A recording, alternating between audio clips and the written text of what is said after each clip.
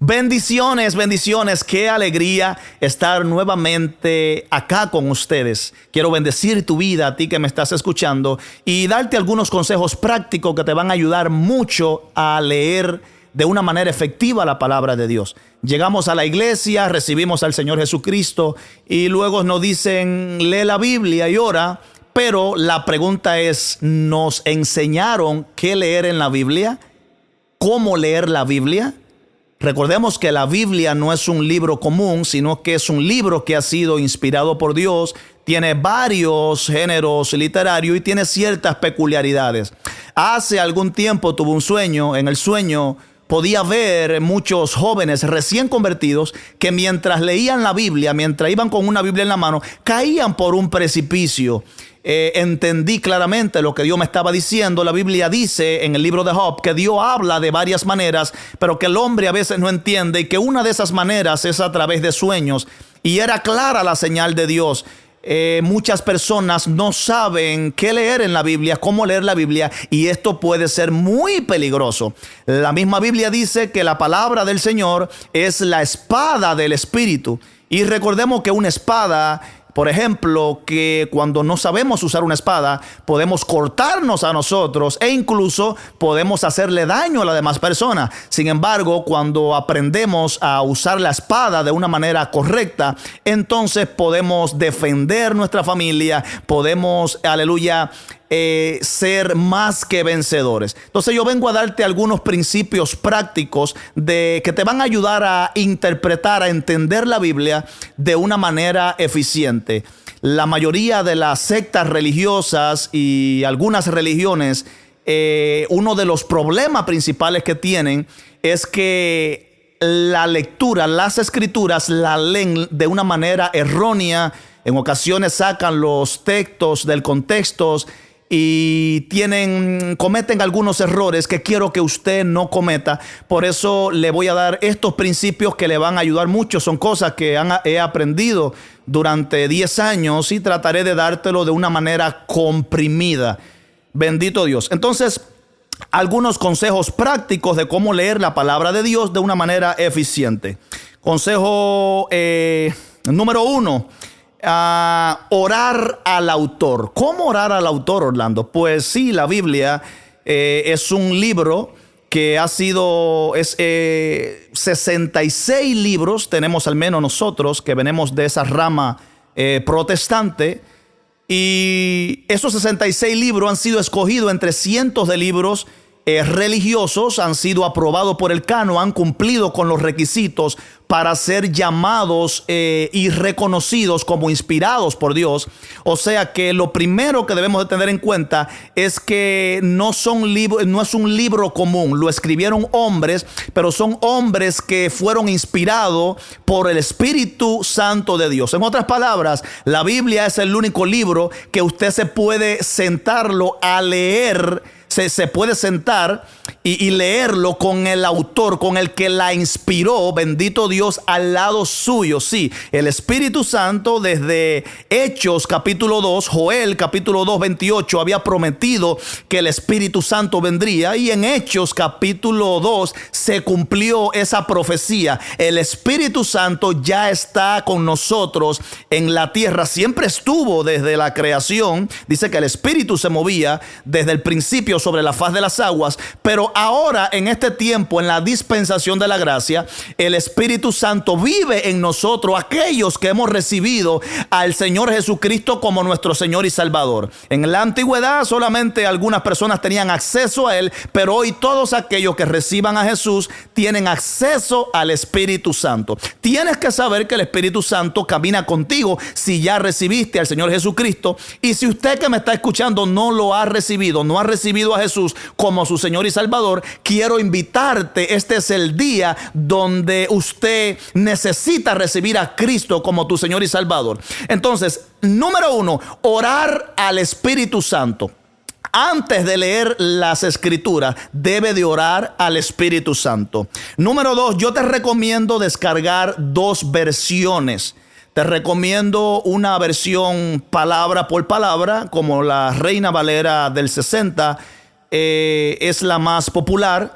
Sé que tiene algunos pequeños errores de traducción, los cuales no son sustanciales, aunque para algunas personas son muchos, pero no es una mala versión, sobre todo si tenemos en cuenta el valor histórico, cuánta sangre se derramó, cuán ardua fue la labor de Casiodoro de Reina y de Cipriano de Valera. Pero bueno, no quiero abordar en esto. Pero te recomiendo la Reina Valera, te recomiendo la de la BLBA. Esas son traducciones palabra por palabra. En otro video te vamos a estar hablando acerca de las traducciones, cuál es la mejor traducción, cómo escoger una buena traducción, etcétera. Pero búscate una traducción palabra por palabra y una traducción dinámica como la traducción al lenguaje actual. Te pongo un ejemplo sencillo. Por ejemplo, la versión Reina Valera en ocasiones dice: vosotros oísteis que os fue dicho. Lo que pasa es que tanto Casiodoro como Cipriano, uno hizo la traducción, otro hizo la revisión, eran españoles, y ellos estaban pensando naturalmente en su tierra, en su país, en su gente, pero no pensaron que esa versión iba a trascender hacia nuestros días. Y obviamente por eso podemos notar esa acentuación: vosotros oísteis que os fue dicho. Así que damos gracias al Señor por la vida de Casiodoro y de Reina. Bendito Dios. Pero cuando vas a una traducción al lenguaje actual, por ejemplo, o la nueva versión internacional, que es una traducción intermedia, ya trae un trabajo interpretativo hecho y también trae un trabajo, bendito Dios, de conversión. Por ejemplo, cuando la Reina Valera dice que estaba a ciertos codos de distancia, una traducción dinámica te dice estaba a ciertos metros, a tantos metros, y se te hace más entendible. Así que te sugiero trabajar con dos versiones. Hoy puedes descargarla en el teléfono, puedes tenerla igual en físico. Orar al autor. Número 2, vimos descargar dos versiones de la Biblia. Número 3, leer un comentario general de cada libro. Eso le va a ayudar mucho. Las Biblias de estudio, por lo general, cada Biblia de estudio tiene, antes de cada libro, tiene un comentario general donde aborda ciertos puntos como quién fue el autor, el contexto histórico de cuando se escribió ese libro, el propósito por el cual se escribió, y obviamente esto te va a poder permitir tener un mejor entendimiento del libro una vez que empieces a leerlo. Número 3, recomiendo leer despacio y tener en cuenta cada detalle. Jesús dijo escudriñar las escrituras. Le dijo en una ocasión a los fariseos: escudriñen las escrituras porque ustedes piensan que en ellas tienen la vida eterna, pero ellas son las que dan testimonio de mí. ¿Verdad? Entonces, leer despacio y tener en cuenta cada detalle de la Biblia es importante. Número 5, tener en cuenta el texto y el contexto. ¿Qué es el texto y el contexto? Pues básicamente es lo que está antes y después para poder tener una idea correcta de lo que realmente se está hablando en todo ese pasaje de las Escrituras.